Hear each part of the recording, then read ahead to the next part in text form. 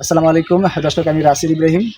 আমি আজকে সকালে একটা পোস্ট করেছিলাম, যেখানে লিখেছি একজন মুরব্বী, তার দোকানে মালামাল নেই, ফলে তার দোকানে কাস্টমার যায় না। তার সামনের দোকানে মানুষ খাওয়ার জন্য যাচ্ছে বা কেনাকাটা করার জন্য যাচ্ছে। যাই হোক, এরকম একটা পোস্ট দেখেই যমুনা ট্রাভেলস এর চেয়ারম্যান মোহাম্মদ আনোয়ার হোসেন ভাইয়া, তিনি আমাকে 1000 টাকা দিলেন। আমি এই টাকা দিয়ে যতটুকু পারি তার দোকানে এখন কিছু মালামাল করে দিব। এখন আমরা যাচ্ছি মালামাল কেনার জন্য। এবং দর্শক, এই মুহূর্তে আমি এসেছি কড়াইতলি চৌরাস্তায়। আমার সাথে আছে আমার ভাতিজা নাহিম এবং এখানে দাঁড়িয়ে আছে রনি, দুজনে মেধাবী স্টুডেন্ট।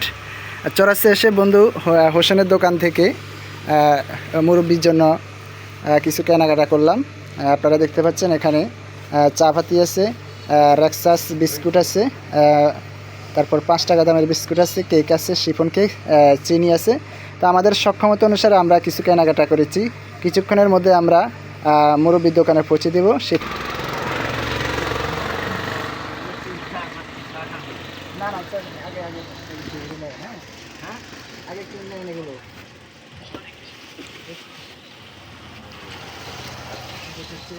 চা পাতি না, ঠিক আছে।